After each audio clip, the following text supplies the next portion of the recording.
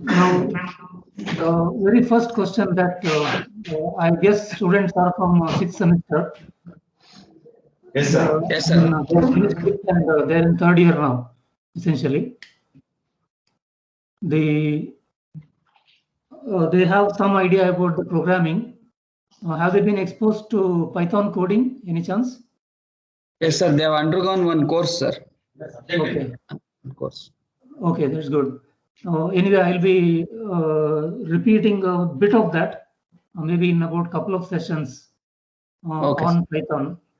Just a refresher on very basic things so that they will also get some time to get their basics right, and some coding can be done on that part. Just to review or refresh certain important concepts required for the rest of the workshop.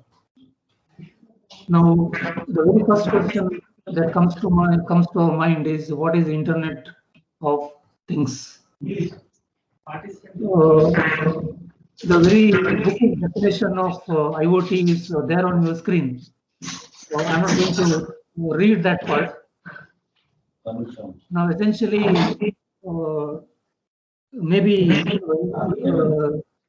our grandfathers have lived their age without any internet, or without any mobile phone, or without any electronic communication. Obviously, it means that they cannot communicate with the rest of the world. But it has, for our era, or even from the students' point of view, they probably cannot spend their day without internet connectivity. So we are in a position to appreciate the internet connectivity as far as we are concerned, how important and how better it is for us to have an internet connectivity. Now extend the same scenario to any devices around you. It could be your house, it could be your refrigerator, it could be the door of the house, or it could be any device that you think of. Imagine if they had the connectivity with the internet, what all things can be done, what all things are possible. And that's exactly what IoT is trying to address. Now, though we are dealing with some sensors like temperature sensor, distance sensor, humidity sensor, and all those kind of stuffs in our course, the idea is very general. What will be the capability of a device which is having internet connectivity? We can probably imagine, and we have seen things around, just a very mobile device.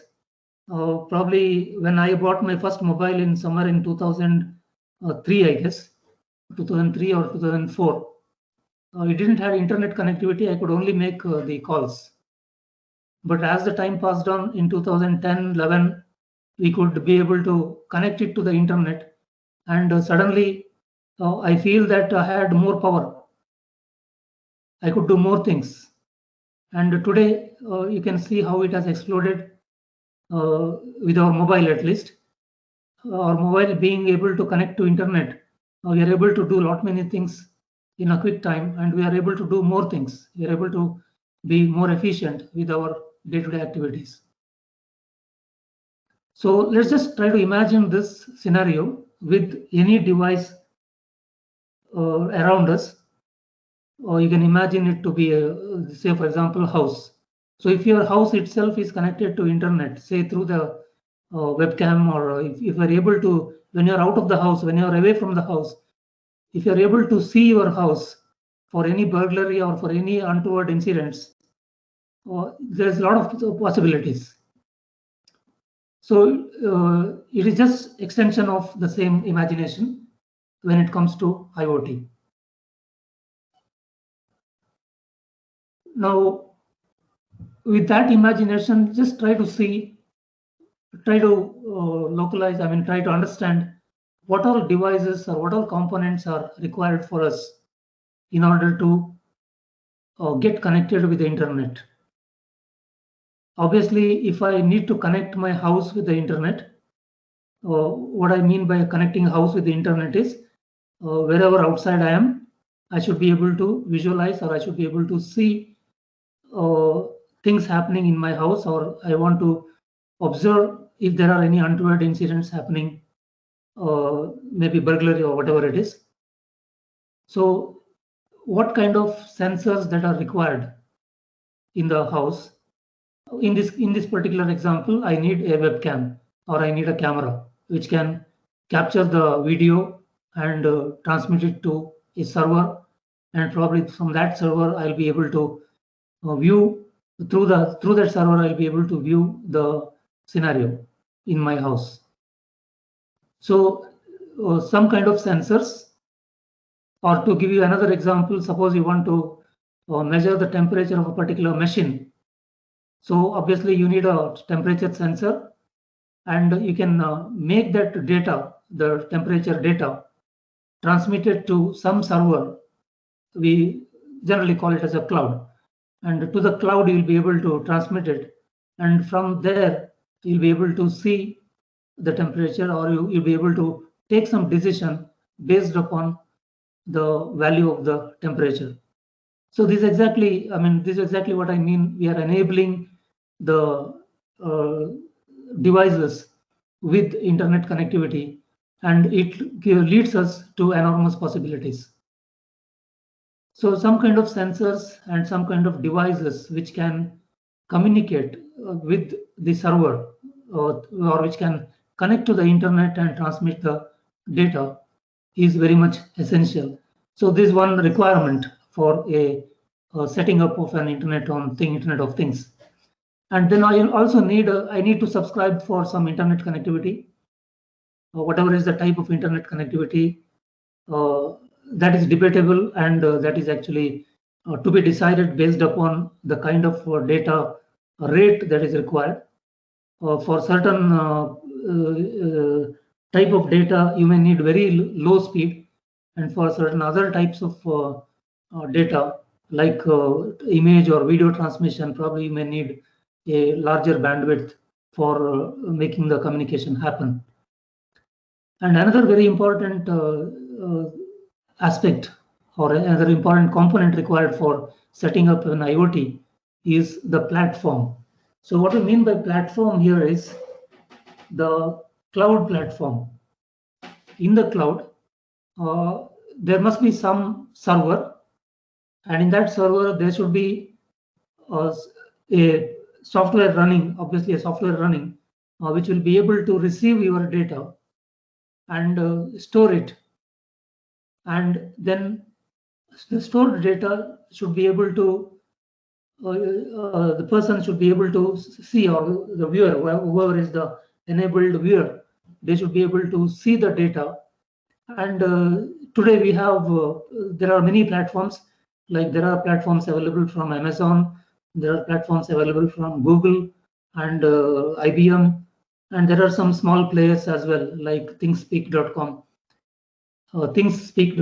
and so many small players are there.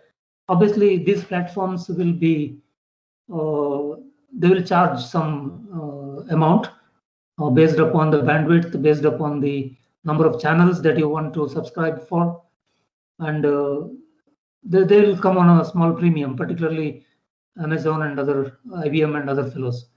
But there are some small players like thingspeak.com with some limitations. I'll be able to do some experiments, at least for students, for learning.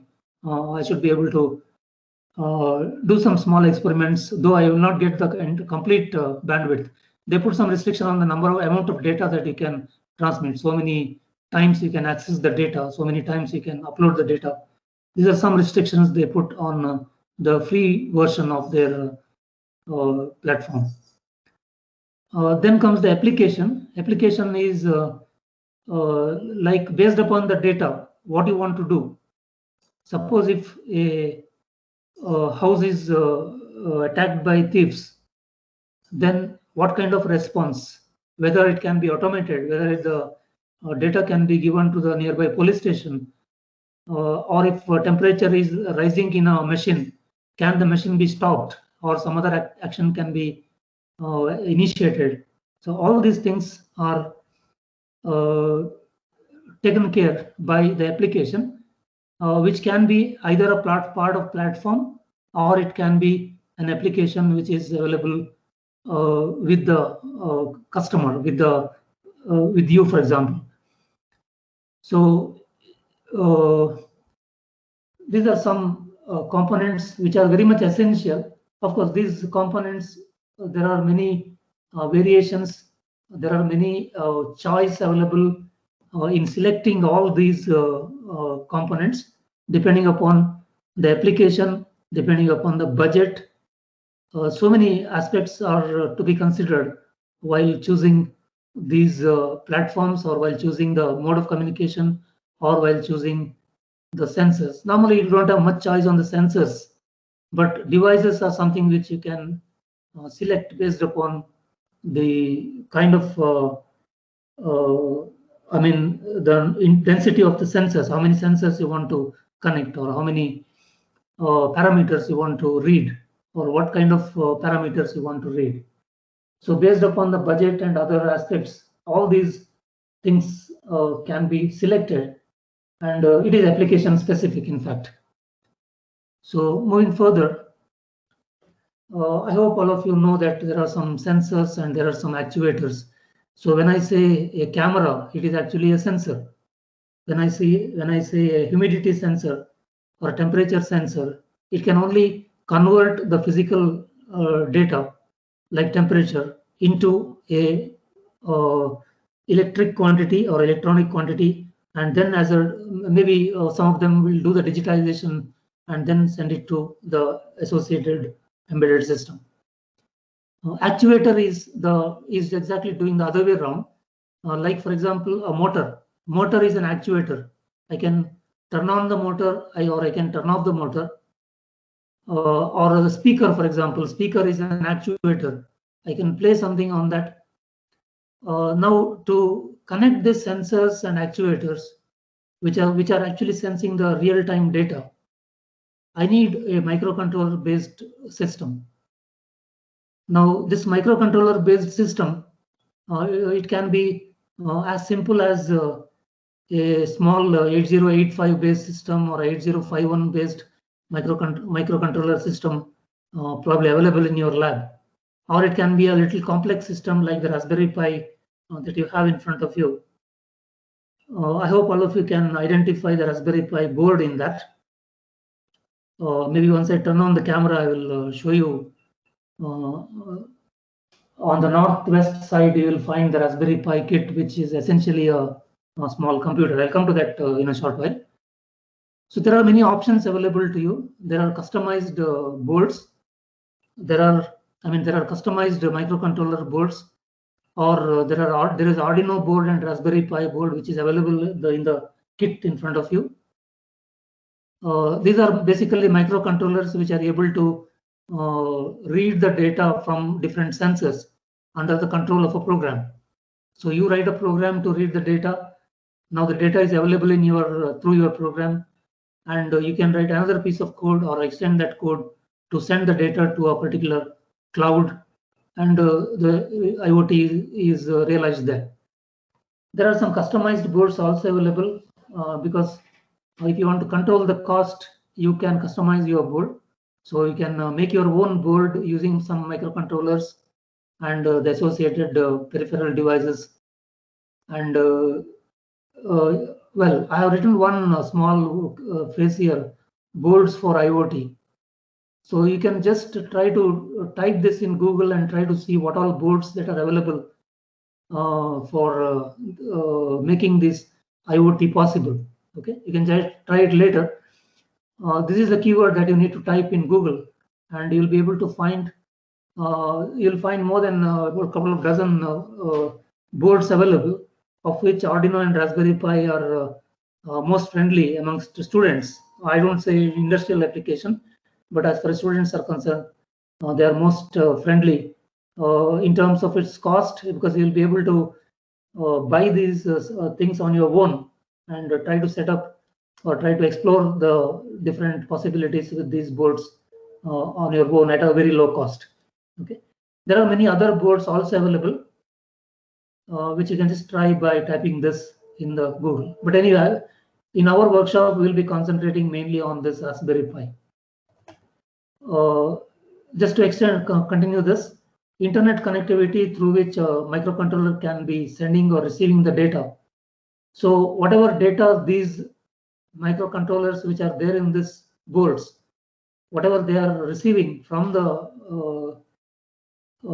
sensors, they will be sent to a chosen platform. So you may be sending the data to a, say for example, thingspeak.com. We'll see how to set it up and all those things in a later session. So I'll be able to send the data to a ThinkSpeak. For example, if I send the temperature in my area, I can connect a temperature sensor and I can send the value of humidity and temperature to the cloud, say every 1 hour or say every 2 hours. So maybe this way you can monitor how the temperature is varying in my locality or in your locality over a long period of time. Okay, so these are all things which are very easily can be done as an experiment with these kind of boards available to us. Okay, in fact, if you ask me what is the kind of budget required for a small setup or for exploratory learning of this kind of activity, probably if I'm a hobbyist, probably I may need around somewhere around 8K to 10K, 10,000 rupees. Well, I'm not discouraging ALS boards. ALS board is a wonderful board actually. Particularly, I don't have to go through the connection because everything is possible with the very simple cable connection, and I can explore the things very easily without bothering much about the interconnection of the various sensors and the microcontroller board. So it is an excellent board. Unfortunately, I have received this board only a few days back. So though Sunil sir was telling me about the board some time back, but I didn't had a occasion to see that board. So just about a few days, since about few days back, I have this board with me, and I feel that it's very easy to learn or explore the IoT related activities with this kind of board.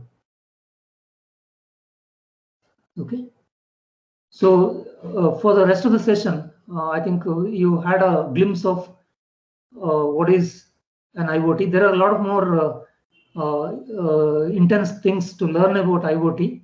So I will not get into that because it's more theoretical in nature.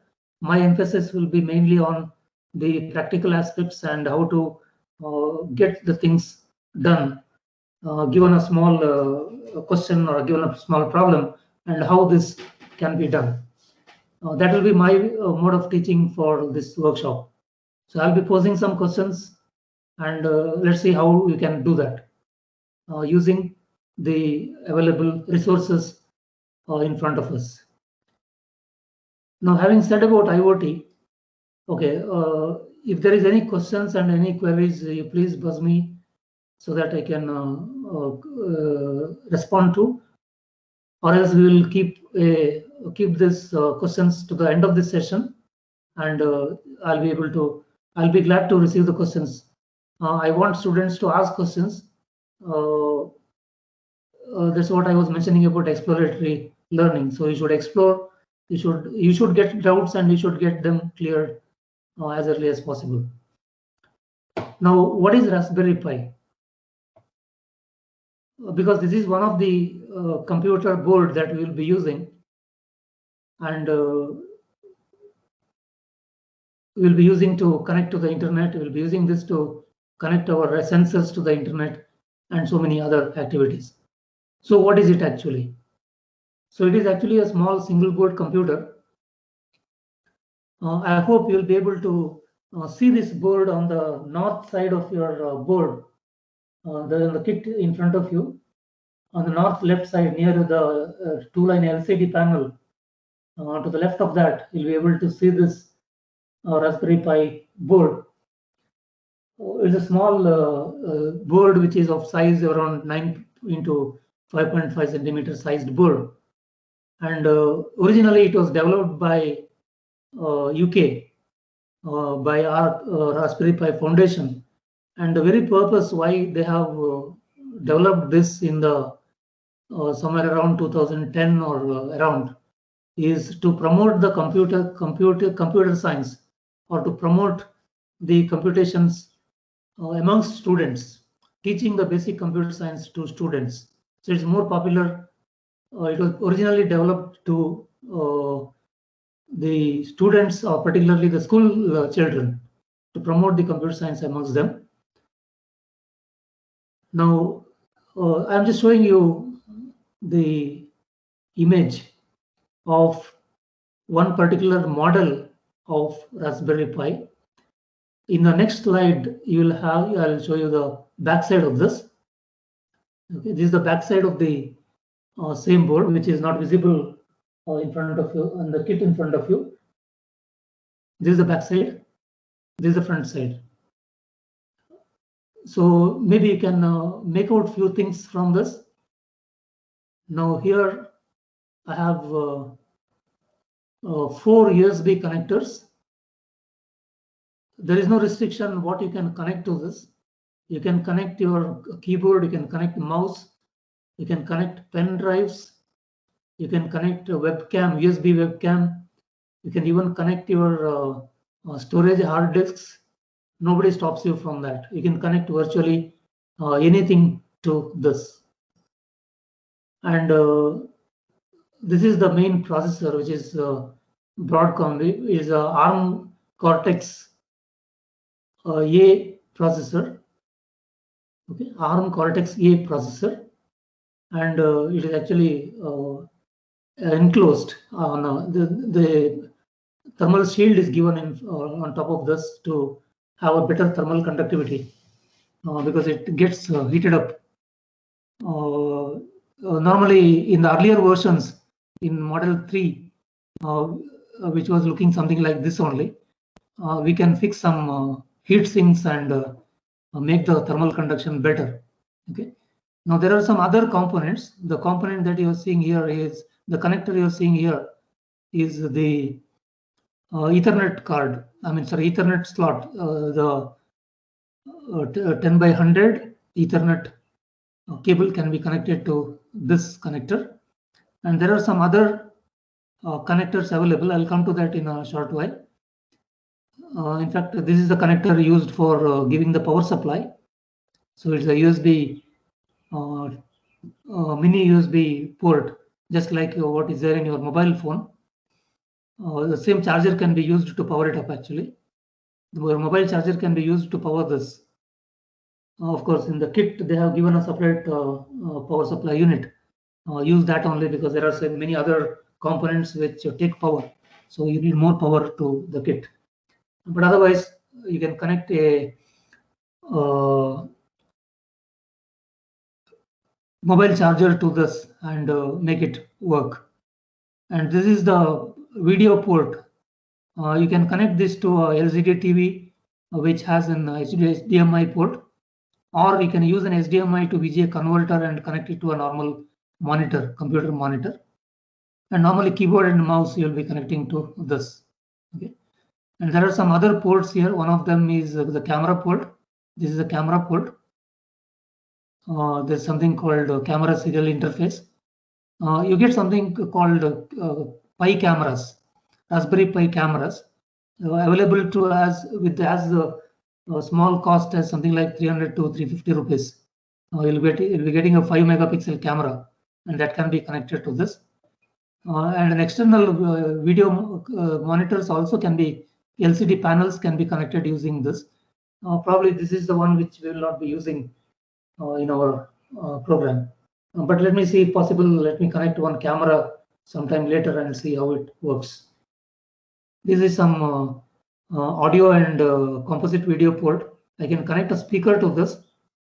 But unfortunately, there is no mic port in this. Otherwise, it will be a completely identical to your laptop. There is no mic port. There are external mics available which can be connected to the USB. but as it is, there is no mic port, but you can connect a speaker to this. Or if you connect it to TV, the speaker of TV, whatever TV speaker is there in TV, that itself can be used. Now on the back side, there is nothing much, but there is just one slot which is very important. Now this is a slot where you connect your either 16 GB or 32 GB SD memory card. Okay, you need a memory card, and that will go here, and that memory card will contain all the operating system required to run this. Okay, so essentially this is a full-fledged computer. Okay, I can use this as a Linux-based computer. It has 1 GB of memory. Okay, we will see the exact specification in a very short while. Now, just to tell you some small history about Raspberry Pi, I'm not going to read through this. The first version came in 2012, and the next version, Model 1, Model B, that came in 2014 in a very short span of time. This had a lot of limitations, like this one had only 512 megabytes of RAM, and there were not many USB ports. I think there were only 2 USB ports.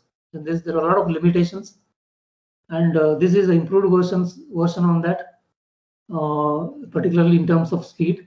Originally, it started with around 800 megahertz clock speed. As the model improved, the clock speed gone up. Then came in 2014 the Model 3, I think. Okay, Model 2 and Model 3 came here, and Model 3B and Model 3B Plus is very identical, except some very subtle changes in the two. Functionally, both are very similar. Now, what is there in your board is the Model 3B Plus. Okay, the Raspberry Pi which is present in your kit is Model 3B Plus. Yeah, this is one very interesting product. Sometime in 2017, they just modified the Model 0 and added Wi-Fi connectivity to that, and came up with this small board. You can see that this board has almost everything. Of course, you don't see those big connectors here, but it has only 512 MB RAM, and it's got a SD slot here, SD memory slot, and a mini HDMI port, and one power connector port, and one camera port. And this is called Model Raspberry Pi 0W. W stands for Wi-Fi. Okay. There is no connector also here. In fact, this connector also, if you want, you need to connect it yourself. Now, this was something available for around 800 rupees some time back, but probably now the cost has gone up slightly. In fact, I purchased one around 2 years back. I can connect a webcam. In fact, I can for house monitoring and other things. This is a very good small piece, which is a very low cost device, which is available. I can connect it to the internet by writing some small code on the using Python. I can write a code and use it as I can dump it anywhere in the house. I can fix it anywhere in the house, and it will continuously monitor the house. Okay, and I don't need much RAM here, so it has only 512 MB RAM. This is a very good product. It's actually available in Amazon.com.in. I have not checked out the recent cost, but this is around 1,000 rupees. Okay. This is continuing with that history of Raspberry Pi. This is the next version. Probably in the inaugural speech, I showed you one box, and in that box, we have this Raspberry Pi 4. Okay, it has a slightly higher frequency of operation, and there is a USB 3 also is available. 2 USB 3 ports and 2 USB 2 ports. An gigabit Ethernet Ethernet port is available. HDMI ports, they have shrunken. From the normal HDMI, they have gone to micro HDMI, and USB-C port is available for power. And this is the camera port, and the processor is running at higher speed. It's a higher version processor, and it's available in 3 different memory configurations: 2 GB, 4 GB, and 8 GB. So if I use 4 GB, I can probably use it as a full-fledged laptop. In fact, many small vendors have developed laptop based upon this for a cost of around 25,000 or something. Because the reason why it goes up, the cost goes up, because the LCD panel required to connect with this. If you already have a TV in your house, I can make use of that TV itself to connect to this. The cost becomes less. But if I want a standalone computer, I need to go for a standalone LCD panel, and that costs a little more. That alone will cost you around 8 to 10K, and all the required casing and other things makes the cost a little higher. Okay. Yeah, coming to the features, just let's try to know the feature of Model 3B Plus. What is available on the card for us? I'll just quickly go through this. It has a quad-core 1.4 GHz Broadcom processor. It's basically the ARM Cortex A Plus series. Okay, so Broadcom is just a company which has just modified to its need. Basically, it is ARM Cortex A Plus series. I think it is Cortex A10 series. Okay, ARM Cortex A10 series. That processor is available in that. It's a quad core. It has 1 GB of RAM, and incidentally, it has Wi-Fi connectivity available in these 2 bands, 2.4 GHz and 5 GHz.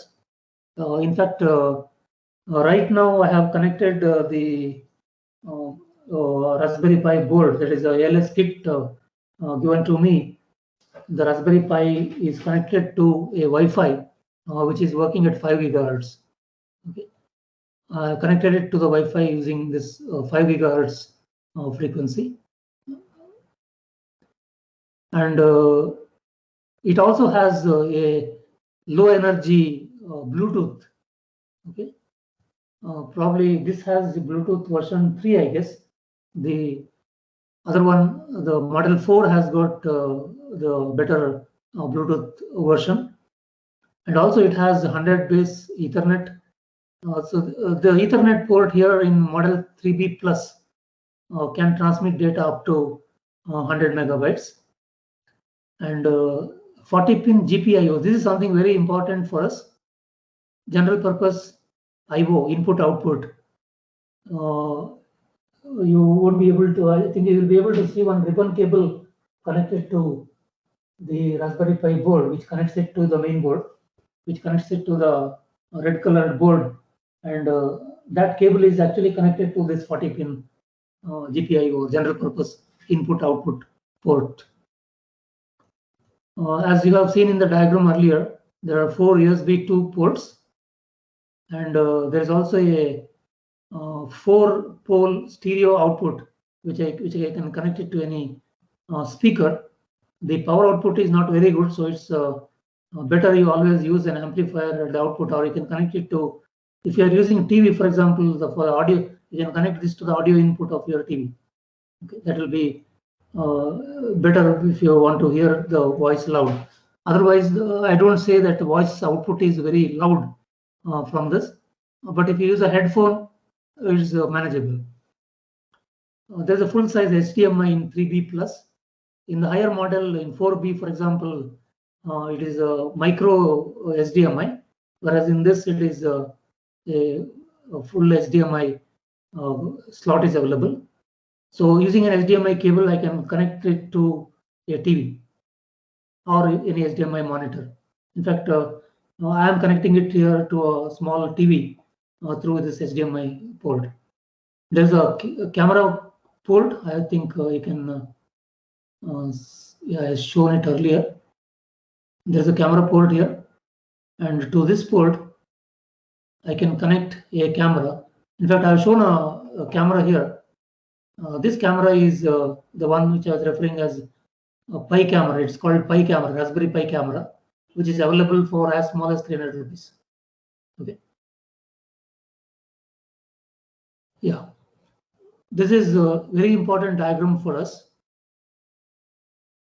This gives you the description of the various pins in the GPIO.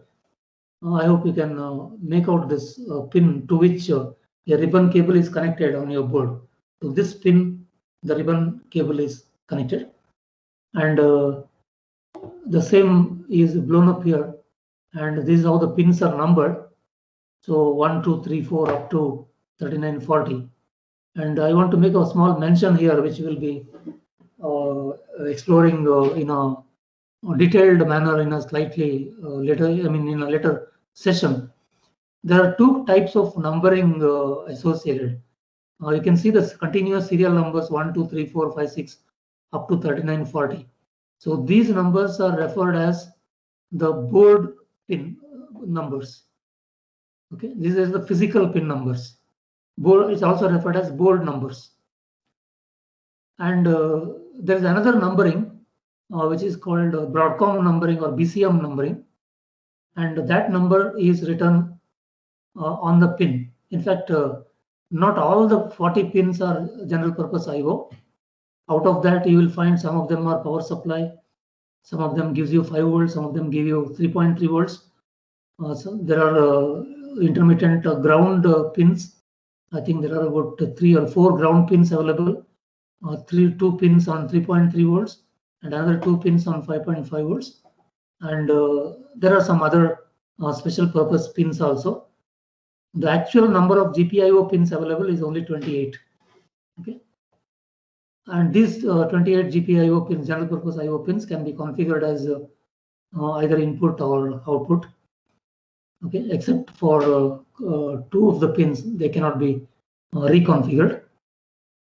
Okay, I think they are 14 and 15 because they are UART0 and UART1. They have some special functions. So this cannot be configured as input or output. They are pre-configured. The rest of them can be configured as input or output. We'll be visiting back to this diagram later when we start connecting our devices onto our sensors onto the Raspberry Pi.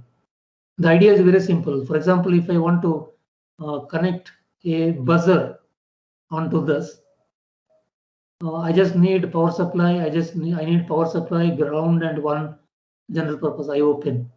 So I just pull out these 3 wires: ground pin, one 3.3 volts or 5 volts pin as required by the buzzer, and any one general purpose IO pin. Okay, any one general purpose IO pin.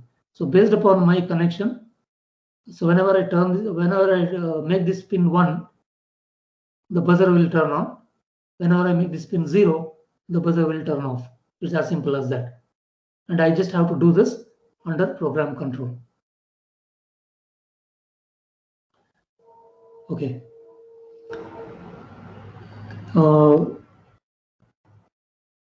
Now I'll just tell you this is more requirement from the point of view of working on Raspberry Pi. Well, here I'm in this slide, I'm actually not referring to the ALS board. I'm referring to a standalone Raspberry Pi kit. Okay, I'm not referring to the SDM, the kit that is in front of you. But if you buy a Raspberry Pi kit, what all additional things that you need other than the Raspberry Pi kit? So you need the Raspberry Pi kit. Well, I have written it here as 3B. So the one is available now is 3B plus. Okay. In fact, 3B is also available. 3B, 3B plus, and 4B. These are the 3 boards which are available. 3B costs you around 3B plus costs you around 3,000 or so, and 4B, depending on the RAM, the cost will vary. I think The cost is around 7,000 or something, because it varies on a weekly basis, even in Amazon.in. Okay. Other than this, I need something like a 16 GB or 32 GB memory card is required. Okay, the same ones what you use in your mobile, the memory SD card is required. This is the one which houses the operating system, the Linux operating system, and that is inserted to the board. And once you prepare that board and insert, then your system is ready. Then I need a 5 volts / 2 ampere power supply. So if you have a mobile charger, that can be used. But the latest mobile chargers come with the USB-C port. So that charger may not work with this Model 3B Plus because it requires mini USB 2 charger. The earlier chargers can be very conveniently used for this purpose. Now, other than this, I need a USB keyboard, I need a USB mouse, and I need a LCD TV or an HDMI monitor, which is probably, if I'm working at home, probably these things are available. And also I need an HDMI cable. So this can be either HDMI cable, or if you are using a normal monitor, then I need an HDMI to VGA converter. Okay, I need an HDMI to VGA converter. So in that case, this HDMI cable is not required.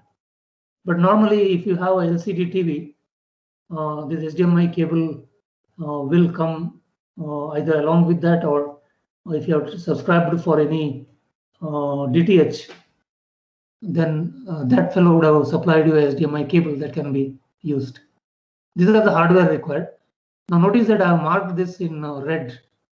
Now these are not the essential things. I can work even without this in a mode called headless mode. Okay. Raspberry Pi can be used, or it can be made to work in a mode called headless mode. I'll come to that in a short while. Now, other than that, the software required is the Raspbian OS. Okay. Till recently, it was called Raspbian OS, and now they call it Linux. Okay. I mean, it is Linux only, but now the name Raspbian is not seen in the corresponding raspberrypi.org website. Okay. In fact, all this information can be obtained from the website raspberrypi.org.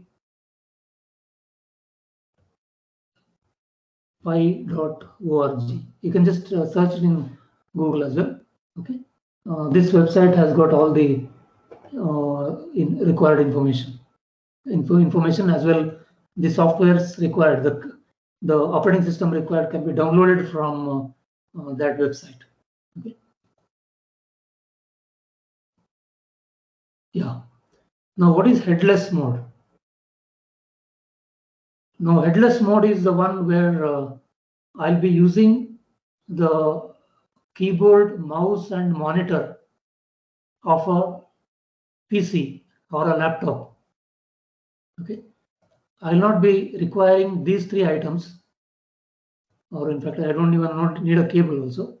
I don't need these items. Instead, I'll be connecting the laptop or desktop and the Raspberry Pi board to a common router. Okay. I'll connect the Raspberry Pi. Remember that Raspberry Pi has got a Wi-Fi connectivity. So I'll make the Raspberry Pi to connect to the Wi-Fi router automatically.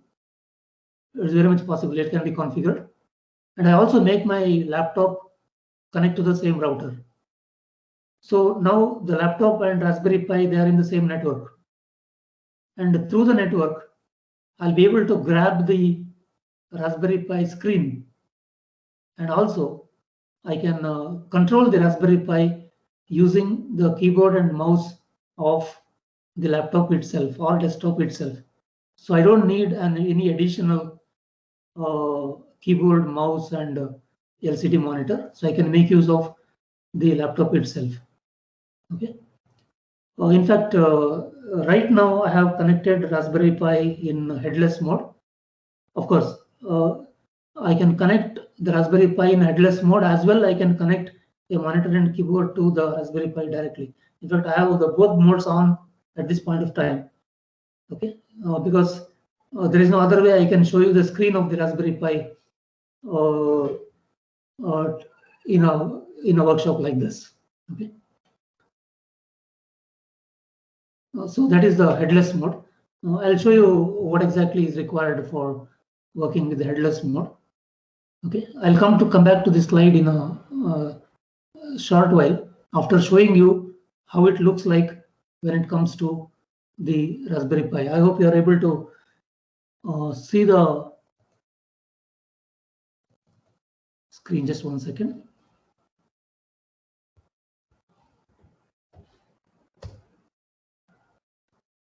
Okay. Yeah. This is the Raspberry Pi screen. If I connect the monitor, this is what you will see. Okay. So this almost looks very much like an Windows operating system, at least in the front end.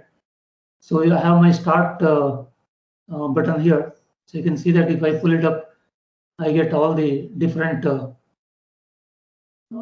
I hope it's visible. It's visible there. I actually connected with my mobile, and I can see that screen is visible. So I can just connect. I mean, the different programming aspects. I mean, programming packages here, different education-related aspects. They're not actually loaded completely. Okay, so I can connect to the internet. Okay, for example, I'll just show you the connection. Now remember, what actually I'm doing is I'm working from my mobile. Sorry, my laptop. Okay, I'm working in Raspberry Pi from my laptop. I'm using the mouse connected to the laptop. I'm using the keyboard connected, the laptop keyboard, but I'm controlling the Raspberry Pi. This is the screen of Raspberry Pi. Okay, so I can, in fact, Raspberry Pi is also connected to the Wi-Fi now. So I can open a browser. Now the Raspberry Pi that I'm working with is 1 GB memory. So there will be a slight delay in loading the packages. So I must ensure that unwanted packages, I should always close it down so that you can see that Google is loaded. Okay, so I can connect to the internet.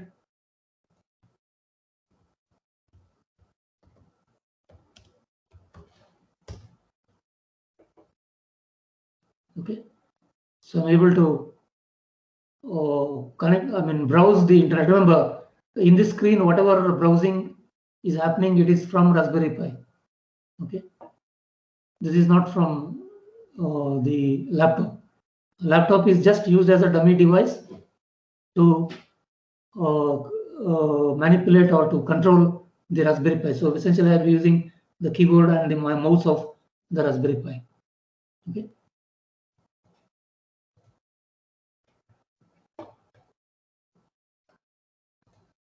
So if any of you have worked with Linux, you will have exactly the same experience. All those Office packages are here. Okay, VLC media player is there. If I connect a speaker, I can see a video or I can listen to audio. Everything is possible. There are some image viewer. There are some games. There are some accessory things. Okay. Now the I guess the Raspberry Pi given to you is already loaded with the SD card. Okay, it has an SD card, and SD card is loaded with a operating system. Okay, Raspbian OS operating system. So if that is already loaded, when you switch it on and connect a monitor or you operate in a headless mode, this is what you will see. Okay, This is a screen that you will see. Now, what is required to do this headless mode? I need one package in the, I need one application in the laptop or in the desktop called VNC Viewer. Okay, I need one application called VNC Viewer. This is about 8 MB download or something, which is available freely. You can download and install. So what should I do to connect to that? It's very simple. I should get the IP address of my Raspberry Pi and put that IP address here and just enter. Okay, that is enough for connecting it to the Raspberry Pi.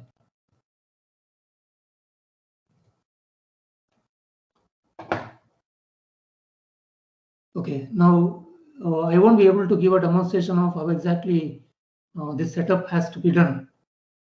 But if there are any queries or if there are any, maybe I can at a later point of time, I can indicate some websites which gives you exactly the procedure, how to do this headless connection. Or if somebody somebody want to do this, if you can come online, I can tell you how exactly it has to be done. To do the demonstration, it will be slightly difficult. Technically, it is a little difficult. But what all you need here is, I need to download a package.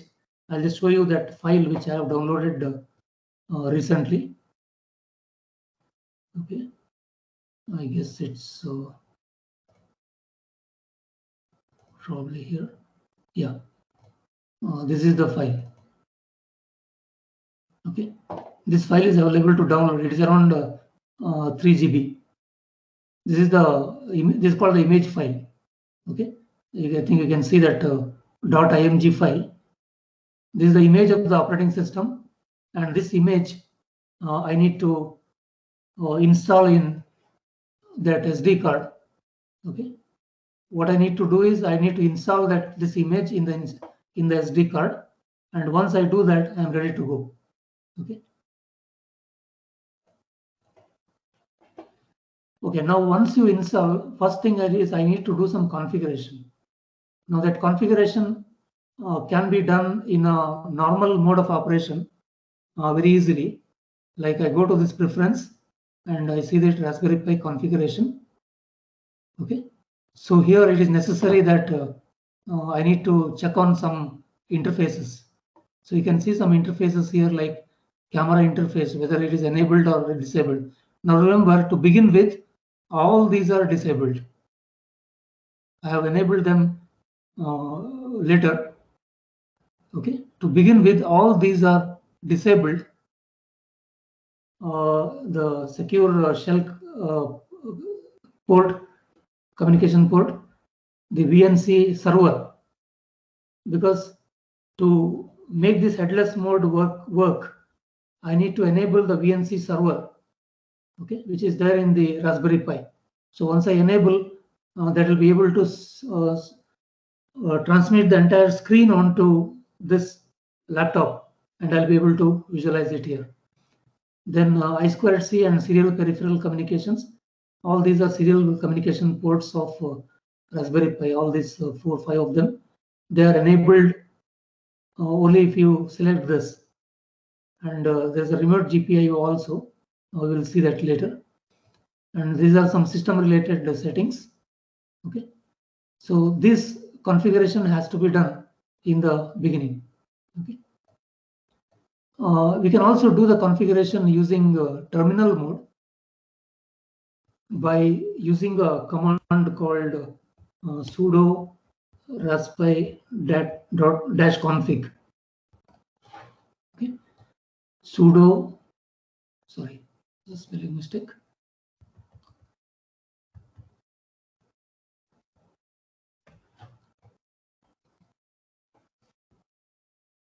Sudo raspi -config.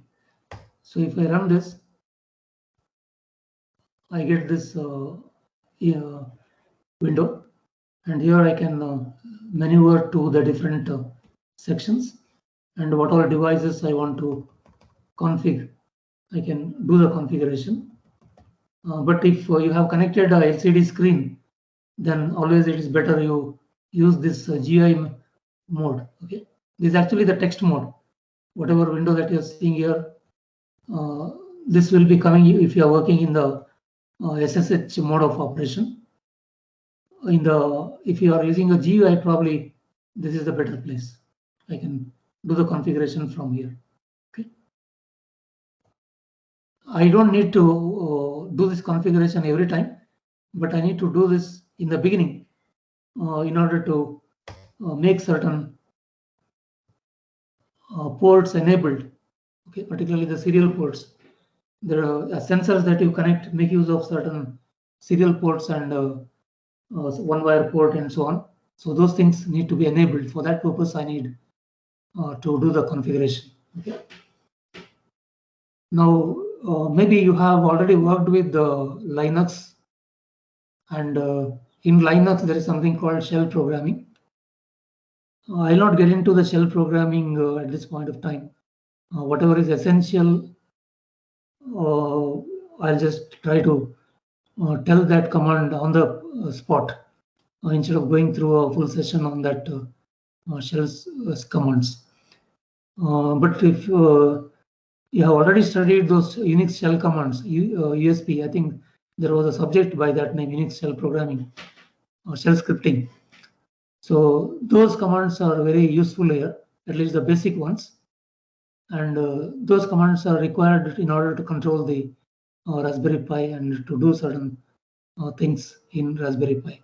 I may be using them occasionally in order to have a specific kind of control on the Raspberry Pi. Okay.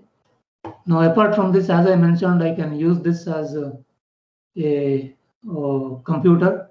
See, there is already a PDF reader available. Sorry, this is an image actually. Okay, this is the same image what I showed in my slide earlier. These manuals may be available to you either in the PDF form or in the. See, I'm actually working in the Raspberry Pi now. Okay, though I'm sharing the laptop screen, whatever PDF file I opened, it's opened in the Raspberry Pi. Okay, so I'm just using it as a computer.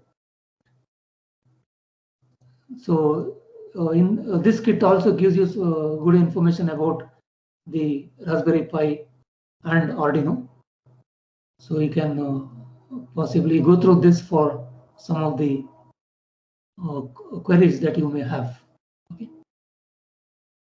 Okay. Now let me just spend about a small time on the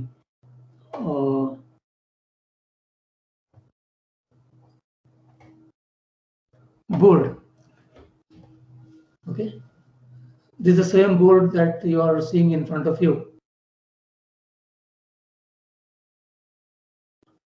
Now, just to identify a few parts, I think as I mentioned earlier, today we will not be actually powering on this board, but let's just try to identify a few components and the ways in which these components can be used. Now, this is the one connected with the ribbon cable. This is the Raspberry Pi Model 3B Plus. Okay. So you can say that this is the motherboard for this entire board. The entire big kit that is in front of you, it has the motherboard in the form of this Raspberry Pi. And this 40-pin connector is extended to this baseboard through this ribbon cable. So now the entire 40 pins are available in this board and they are routed to different places in this PCB. Okay.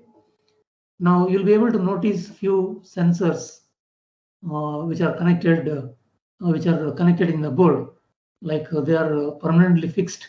Okay. Though in the actual field you are not working in that manner, but this is a good arrangement for the learning purpose. Okay.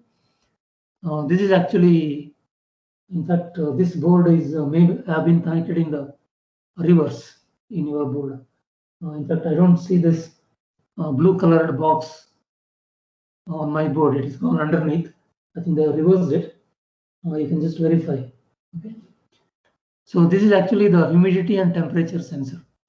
I can sense the humidity and sensor using, humidity and temperature using this. Temperature I can measure only up to 50 degrees using this. If you need if you want to measure higher temperature, you need a different sensor. Okay. And this is the light sensor, the amount of light. The light sensor is actually here. This is the light sensor, the small device that you find on the edge of this.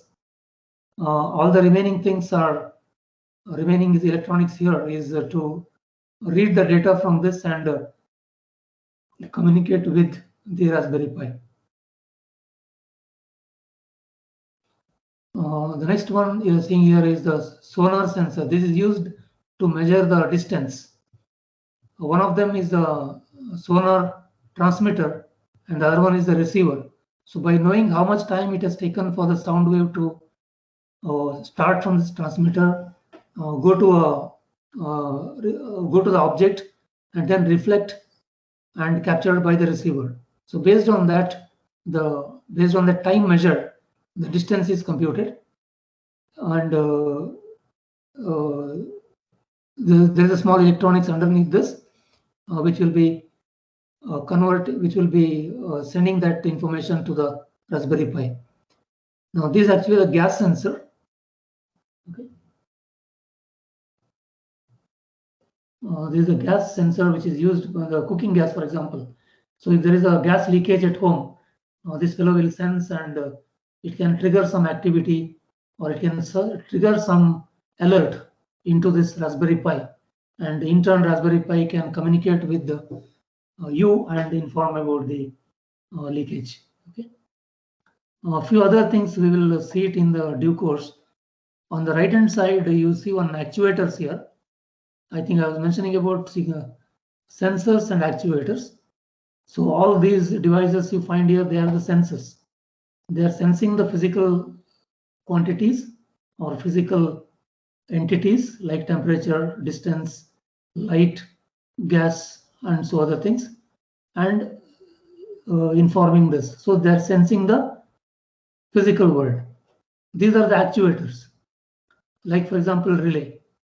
So I can turn on this relay and turn on a device which is connected here. Okay, and this is a buzzer which produces sound.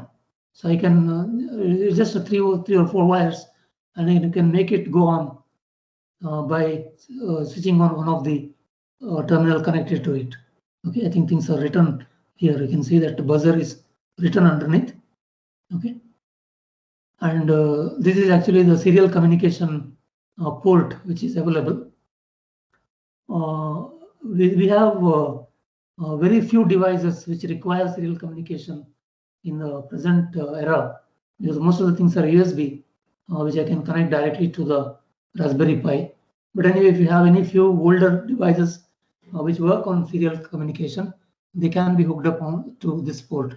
Okay, so you also have 7-segment LED, 2 of them, and a 2-line LCD display is there that can be used for displaying certain events.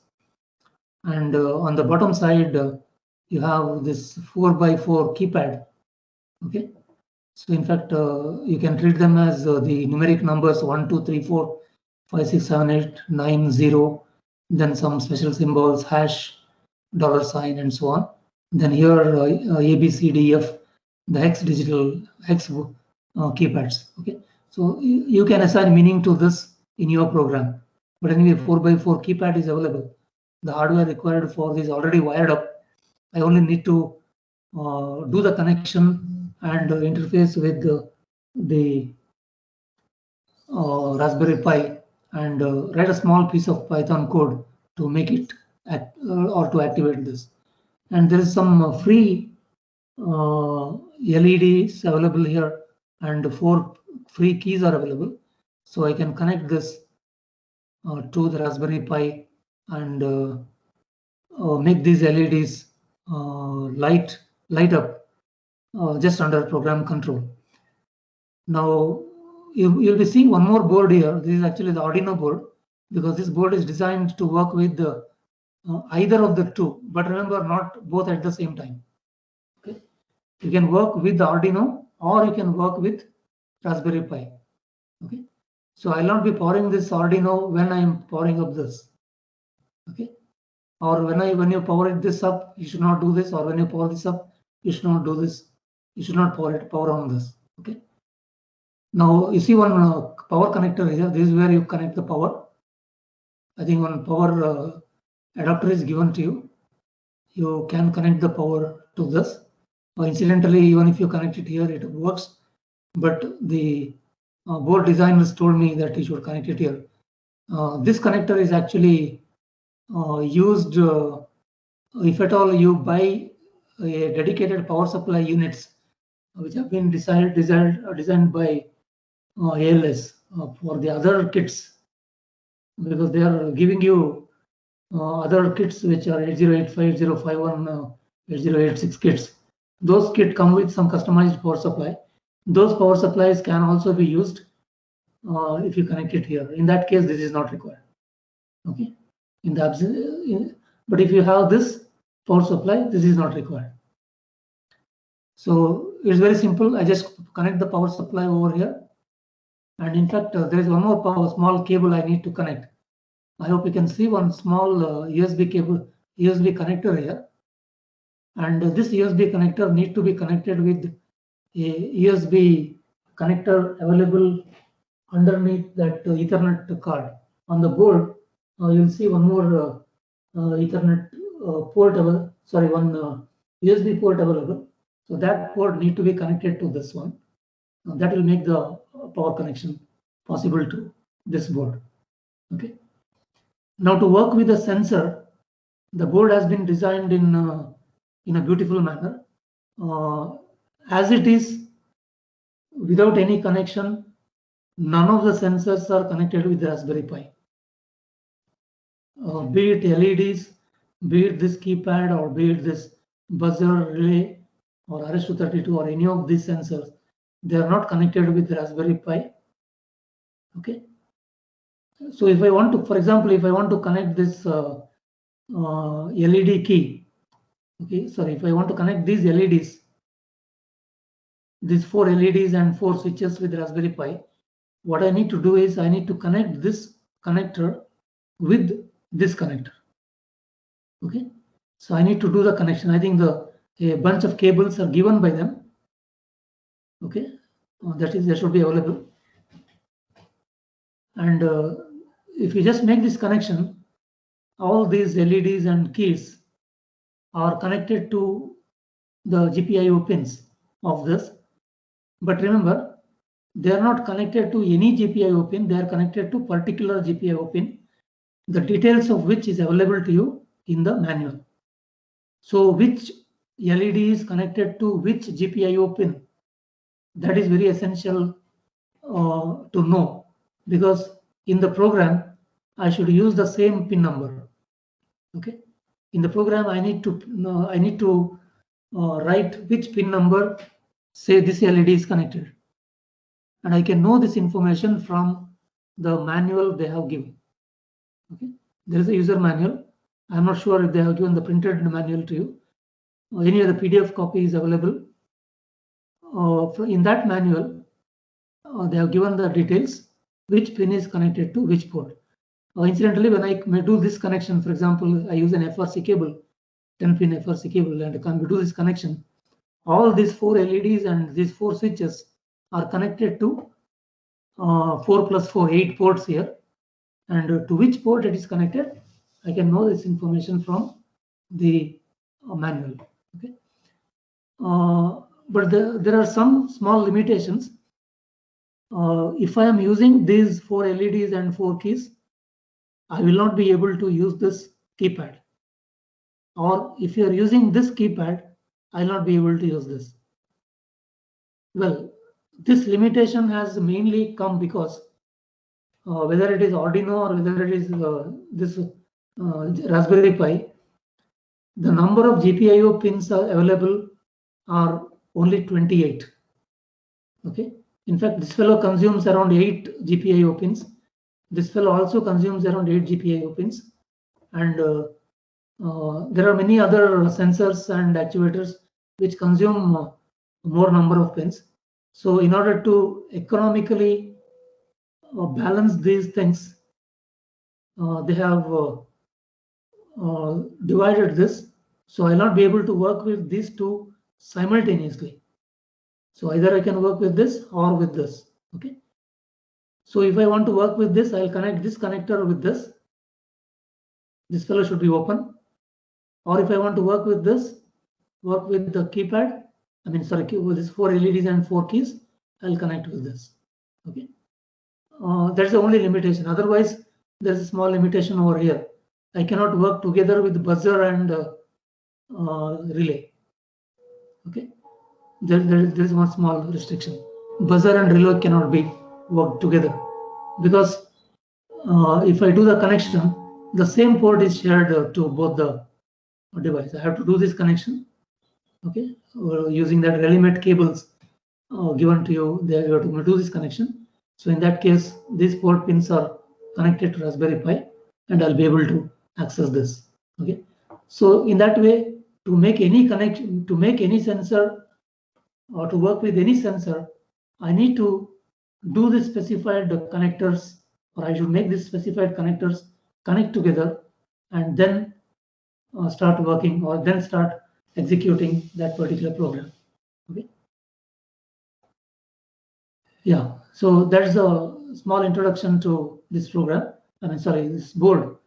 The more details of this, well, you should be able to get a hang of this board. What are the different sensors that are available? What are the okay. We will be working with Raspberry Pi. We are not going to work with this Arduino, at least as of now. Okay. Yeah, that's what I wanted to convey in this session. And if there are any queries, I'm open.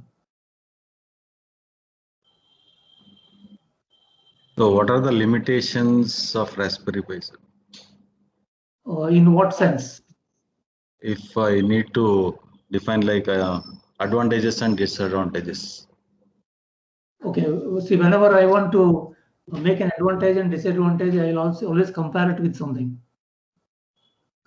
Okay. Correct? Yeah. So if I make I may not be able to do a comparison of Raspberry Pi 3 with my laptop. The limitation is in terms of speed. But if I am working with a single program, I will not feel much difference of working with the Raspberry Pi or my PC. In my PC with the 4 GB, I'll be able to run many applications together. Correct? Yeah. At least some 4 or 5 applications. I may be opening. I would have opened my browser. I would have opened my PPT. I would have opened my say Excel sheet, or I would have opened many other applications. Or in the background, I may be running the music also. But yeah, I will feel that sluggishness in Raspberry Pi if I open multiple applications, particularly in 3B or 3B plus, because it has a limitation in terms of memory. It has only 1 GB of RAM. Okay. But in Raspberry Pi 4, even opening 4 to 5 applications, I could not feel much difference. The major difference there is the memory is larger. The board that I have is 4 GB of RAM, and the processor is a higher version. It's running at a higher clock speed, and the processor is also at a higher architecture. It's a octal 8-core, I guess. It's an 8-core processor. So that makes the difference. So it depends on which version of Raspberry Pi that you are using. But if you are using a single application, for example, to give to our requirement, if I want to learn Python, for example, I can learn Python very easily without looking at a PC, or just by using a Model 3B Raspberry Pi. Okay. But I will not be able to run the music, or I will not be able to watch the video all together at the same time, because I may feel some sluggishness. I hope I Okay, have sir. answered your question. Yeah. With respect to this evaluation board, can we list some limitations? Like, for example, so at a time we cannot use, as you mentioned, Pi and Arduino. Yeah. That is one limitation what I heard, and another one is buzzer and this actuator relay. Yeah. Either one need to be used at a time. Similarly, with respect to that keypad kind of thing, which is on the bottom right corner, Yeah, either actually, use LED or no, those are the limitations which are visible in the very forefront. But if I make some workaround, see, for example, the limitation is Raspberry Pi, some ports have come and dropped here. okay, The thing is whether I connect to this one or whether I connect to this one. okay, Obviously, I can't connect it to both. But okay, if I can find another port, maybe for the example, this one, this is actually going to the stepper motor interface. So if I'm fine. not using stepper motor interface, I may be able to connect this one with this and this one with this. Now I'll be able to use both of them. But I think in the Raspberry Pi manual, in the ALS manual, they don't recommend that because the example programs they have given, you need to do some modification in terms of the GPIO pins, because the GPIO pins coming, the pin numbers coming here and the ones coming here, they are different. So I need to do some manipulation in the program. But if I do some half an hour workaround, then definitely it is possible. I don't completely deny that, but it won't be for a beginner, it is not advisable to work on both the things simultaneously. Okay. So what is the maximum number of sensors that we can connect at a time? Yeah, here all these sensors can be connected. The 4 or 5 that you're seeing on the left side, they can be connected. In case we need some other external sensors apart from the onboard. Yeah, it is possible. What I need to do is I can possibly remove this. Okay. I can remove this connector. I can remove this ribbon cable and use a breadboard and connect it to this Raspberry Pi directly. That is one way. Or else I should see which ports are available to me. So you mean to say that if the sensor is analog, obviously sensors will be sending analog signals, and you directly collect those analog signals in Pi. I can interface an analog to digital converter. Unfortunately, Raspberry Pi do not have an analog to digital converter on board. Okay. So I need to interface an external one. In fact, this MCP 3008 or 3010, these two analog to digital converters, they can be very easily used with the Raspberry Pi. And through that, I'll be able to connect any other analog sensors also. Fine, sir. Yeah. So that's all from our side. Question is with respect to questions. Yeah, any students, any questions? Yeah, these are all students' questions. Now one thing, I'll be leaving a link in the WhatsApp group for, I have just framed some 10 questions for assignment. Okay. And I'll be, it will be a Google Drive, it's a Google Drive link. Yeah, sure, sir. Google Forms actually. And that link will be available to you maybe in about half an hour time. Because I already framed that question. I just need to verify that once. I have to see that once. So I will post that link in about half an hour time. And is it possible to open it till 3 p.m. because we are planning to leave them for lunch?